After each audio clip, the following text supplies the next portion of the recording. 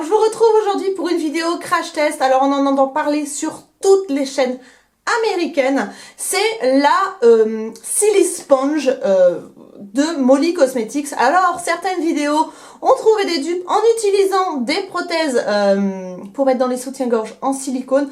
Moi je me suis contentée de l'acheter sur le site de Molly Cosmetics, dont je vous mettrai le lien en barre d'informations. En fait, qu'est-ce que c'est que la Silly Sponge? C'est tout simplement une éponge pour appliquer son fond de teint, mais totalement en silicone. Donc ça peut paraître un petit peu bizarre, c'est pour ça que j'ai décidé de la tester en direct avec vous. Je n'ai encore jamais testé, je l'ai reçue avant-hier et je voulais absolument faire une vidéo en direct pour vous montrer mes impressions directement sur la bête. Alors je vous la montre tout de suite. Alors je l'ai reçue dans un emballage tout doré comme ceci, voilà. Ensuite vous avez un autre sachet et à l'intérieur vous avez encore un autre sachet et vous avez donc la Silly Sponge. Alors c'est un peu surprenant comme ça, c'est assez rigide quand même, mais en même temps ça a une texture un peu finalement de doigt, j'allais dire de chair humaine. C'est pas très glamour, qu'est-ce que je vais dire. Voilà, donc du coup ça se présente comme ça, c'est assez petit, vous voyez. Je vous montre à côté le Beauty Blender que j'utilise actuellement. On est à peu près sur les mêmes tailles, un petit peu moins large, donc à voir si ça fonctionne. Et quel est l'intérêt de ce produit? C'est que ça se nettoie beaucoup plus facilement parce qu'il n'y a aucun résidu qui reste sur l'éponge. C'est un peu pareil que les doigts sans avoir les aspérités, donc c'est très lisse, c'est très hygiénique, donc vous le repassez à l'eau savonneuse après et il est nickel, tandis que moi mon Beauty Blender, avant de l'avoir nickel, j'ai intérêt de m'accrocher parce que c'est très compliqué, surtout selon les fonds de teint qu'on utilise. Donc voilà la petite éponge. On va commencer tout de suite l'application du fond de teint parce que je suis vraiment curieuse de savoir ce que ça donne.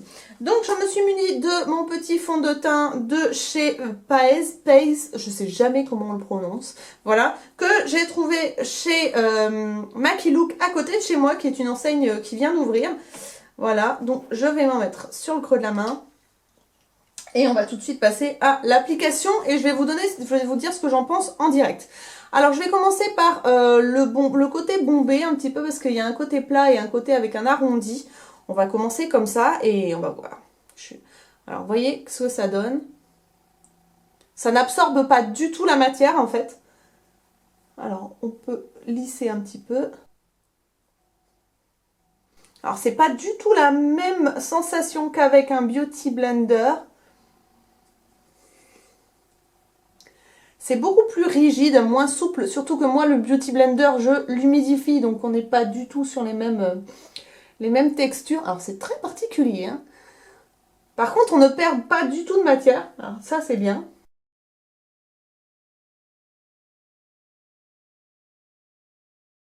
Alors je sais pas, pour l'instant je suis pas hyper convaincue, hein. Je trouve qu'au niveau des pores, on les voit quand même. Je trouve que ça camoufle moins les pores que l'application avec un Beauty Blender.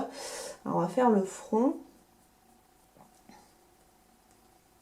Du coup, je suis en train d'effacer mes sourcils, mais c'est pas grave, on s'en fiche.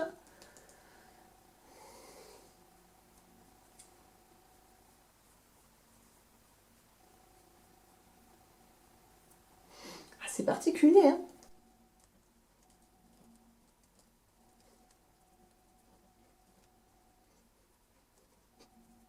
Je vais essayer l'autre côté, faut voir, on va voir. Alors, je trouve que c'est beaucoup plus long qu'avec un Beauty Blender. Je vais appliquer mon anti-cerne avec pour voir ce que ça donne et après je vous fais un point.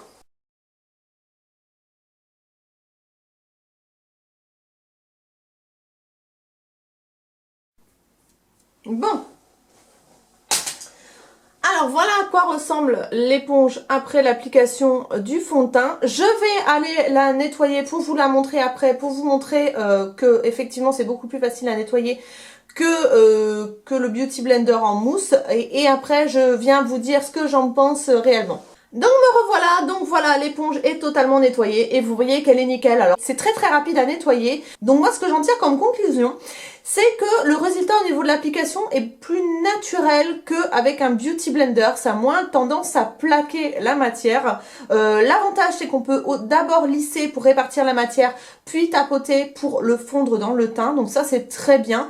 Après, moi, ce que je trouve un petit peu dommage, c'est que si vous avez les pores dilatés comme moi, ça a moins tendance à, on va dire, lisser et à prendre l'intérieur des pores avec le fond de teint. Donc, en fait, ça le fera en surface. Je pense que c'est plus adapté à des peaux qui sont assez lisses. Je vous conseille, donc, si vous décidez de prendre ce genre de petit outil, d'utiliser la face un petit peu arrondie pour les grandes surfaces et de prendre cette face-là, donc, c'est-à-dire appliquer avec comme ceci, avec la face un petit peu plus aiguë, pour l'anti-cerne à côté des yeux, ça fera très bien l'affaire. Donc, verdict, je suis pas très convaincue, du moins pour mon type de peau. Je trouve que au niveau de l'application, c'est beaucoup plus long, un petit peu plus fastidieux. Bon, après, c'est peut-être une question d'habitude aussi, vous me direz, mais je trouve que le résultat... par rapport à mon type de peau, ne me convient pas. Par contre, effectivement, pour nettoyer, c'est juste génial. Ça prend 2 secondes 30 et le truc est nickel. Si vous êtes si vous êtes un peu maniaque et vous détestez tout ce qui est bactéries, etc., ça c'est fait pour vous, forcément, c'est beaucoup plus facile d'entretien. Donc voilà, alors je dois dire que c'est pas mal au niveau du résultat, c'est pas mal. Gros avantage aussi, c'est qu'on perd moins de matière parce que forcément ça ne rentre pas dans l'éponge, donc vous n'avez pas du tout de perte de matière. Donc ça c'est génial. Et voilà, donc cette petite chose, je crois que ça coûte 8 ou 9 dollars. Donc c'est pas bien cher pour ce que c'est, pour l'innovation. Voilà. Après, est-ce que je continuerai à l'utiliser? Je ne sais pas. Mais en tout cas, ça m'a... Je trouvais ça génial de tester parce que c'est vraiment très très innovant. D'ailleurs, je remercie Marion, si tu passes par là, ma belle, merci beaucoup de m'avoir donné le lien parce que c'est elle qui m'a fait découvrir la Silly Sponge. Donc si tu passes par là, merci beaucoup. Et voilà, donc j'espère que cette vidéo vous a plu. Si vous avez d'autres trucs très innovants, très bizarres, très... voilà, tout ce que vous voulez que je teste, n'hésitez pas à me le mettre en commentaire, ça me ferait plaisir. Ou voilà, des idées de choses que je pourrais tester. Alors surtout, n'hésitez pas à vous abonner, à mettre un petit pouce en l'air et à partager si cette vidéo vous a plu et que vous voulez montrer cette belle innovation aux copines. Moi, je vous fais des gros bisous, je vous dis à très bientôt pour de nouvelles vidéos. Ciao, ciao!